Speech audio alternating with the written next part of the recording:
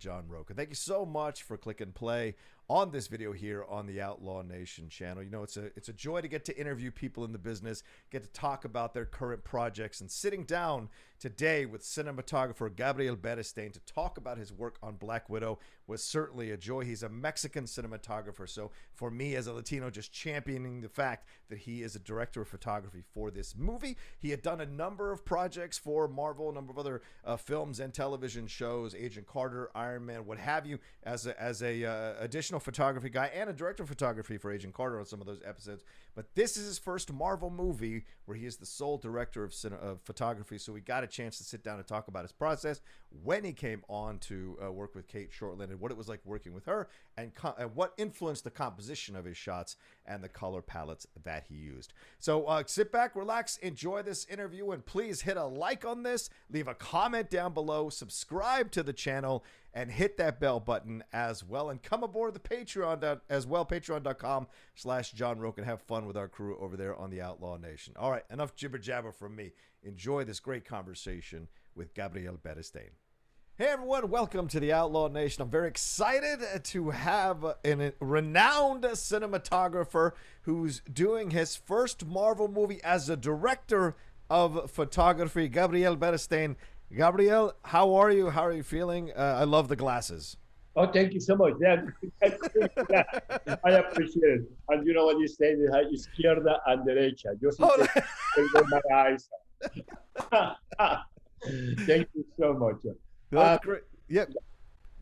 It's so great to see you. You know, as I said, this is your first Marvel movie as a director of a photography. You've obviously done a bunch of photography work, additional photography work on other Marvel movies. You worked on Agent Carter as well. You worked on some of the Marvel one-shots. Where in the process did you come on as the cinematographer in Black Widow? Well, obviously, as you say, I've been doing additional photography for a series of Marvel films, and I did obviously the first television show that they did.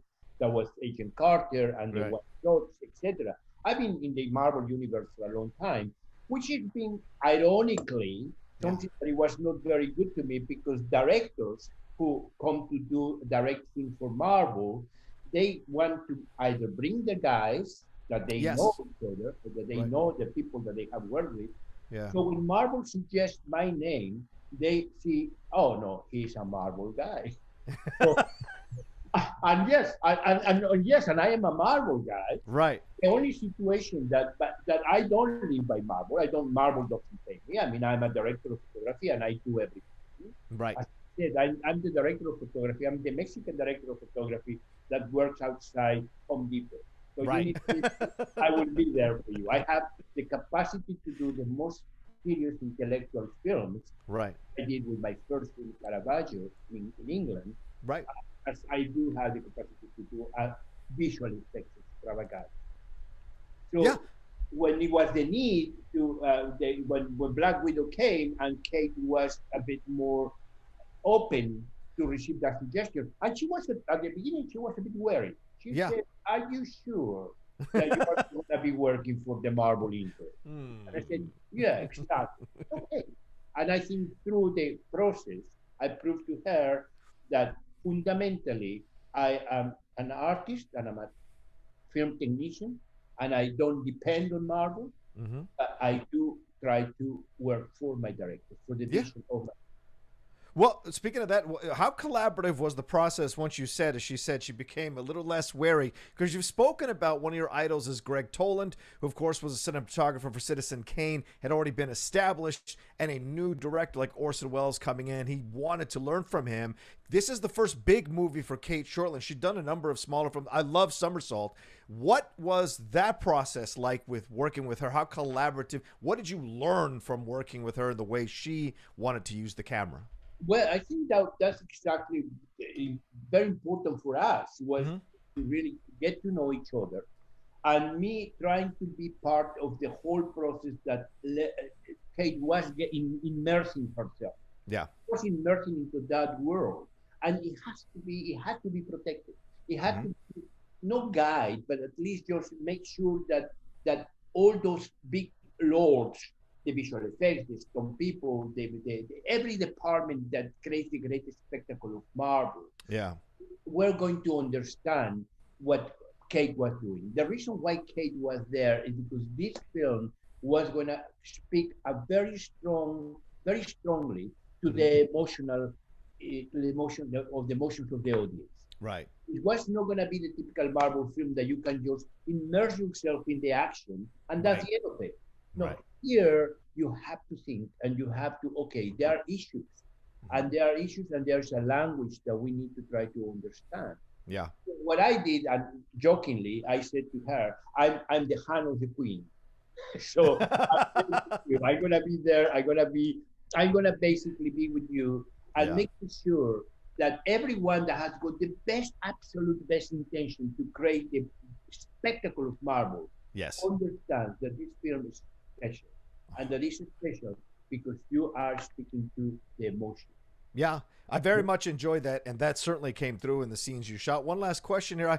I've read some other interviews with you, and you've spoken about how much you've read the Marvel comic books, how much you respect what a lot of these artists did in creating their work. But I know you were also a little bit of a rebel when you were younger, so I know you must have watched a lot of these 70s spy films. And certainly this film feels like it's influenced by both some of the comic scenes that we've seen and also some of the espionage spy films from the 70s. Did you draw on any of that to kind of influence your color palette, influence your composition of shots?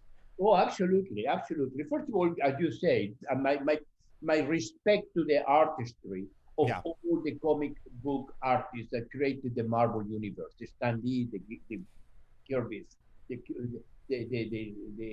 those characters, those tremendous artists that really created that universe because they were working to create a language.